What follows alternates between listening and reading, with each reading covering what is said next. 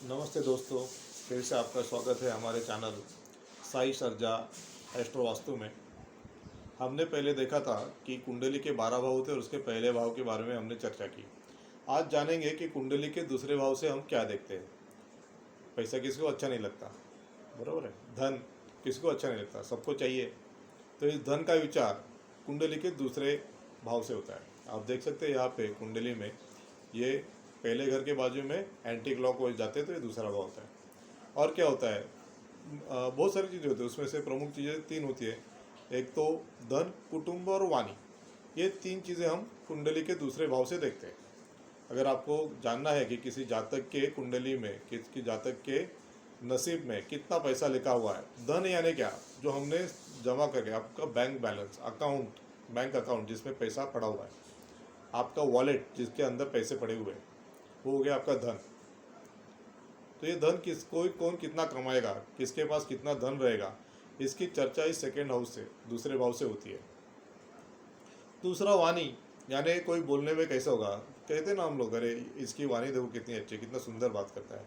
या किसी को देखो कैसे बात करता है, ये जब भी मुंह खोलता है तो गाली ही देता है। तो ये वाणी जो कौन डिसाइड करता है, वो कुंडली का दूसरा भाव होता है। और कुटुंब, हमारा जो इमीडिएट कुटुंब जो होता है, हमारा जो परिवार जिनके साथ हम रहते हैं, उसका विचार इस कुंडली के दूसरे भाव से होता है। अगर इस दूसरे भाव का स्वामी कोई शुभ ग्रह हुआ और वो कहीं अच्छे पोजीशन में बैठा हो, तो हम लोग कहते हैं कि उस जातक के जीवन में उसे अच्छा धन मिलेगा या वो अच्छा धन प्राप्त कर सकता है।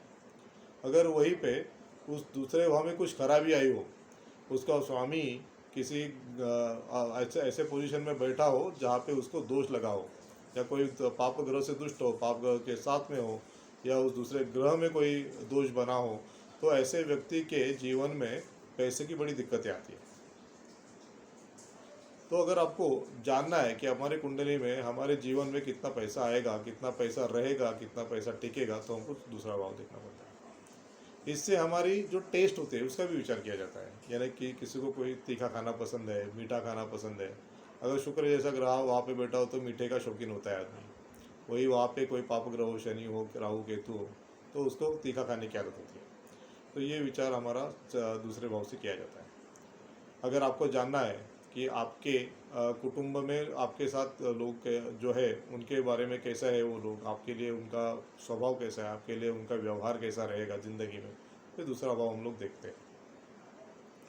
जैसे जैसे दशा अंतरदशा आती है इस धन भाव के स्वामी की, वैसे वैसे हमारे उस कुंडली में, और गोचर भी होता है दूसरा ट्रांजिट, तो उस हिसाब से हमारे जो दूसरा भाव है, दूसरे भाव का स्वामी है, जैसे वो अफेक्ट होता है दशा अंतरदशा में, वैसे हमारे जो पैसे का भाव है, वैसे हमारा जो संचित धन है वो कम ज़्यादा होता है। जब आपके दशा अंतरदशा में कोई ऐसे पाप ग्रह का वहाँ पे दशा अंतरदशा आई हो, तो उस समय ऐसा हो सकता है कि जो आपका संचित धन है वो आहिस्ता आहिस्ता कम हो जाए।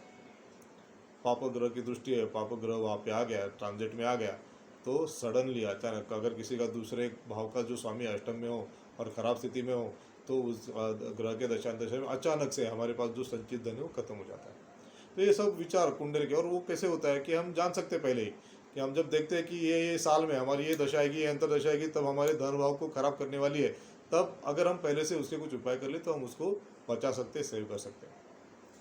अगर आपको जानना है कि आपके जीवन में आपका जो धन भाव है वो कैसा रहेगा, कब कब आपके जीवन में आपको लगता है कि आपके धन की हानि की संभावना आपको समझनी है और उसके लिए आपको पहले से उपाय करने हैं, तो हमें हमारे इस दिए गए नंबर पर ज़रूर संपर्क करें।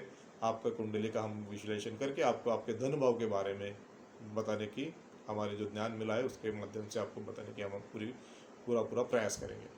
धन्यवाद आज के लिए। आप सबका जीवन मंगलमय हो, यही मैं ईश्वर से कामना करता हूँ।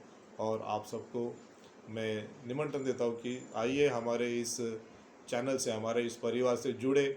आपके लिए, आपके सेवा में सदा उपस्थित है आपका ही साई सर्जा एस्ट्रो वास्तु। धन्यवाद। जय श्री राम।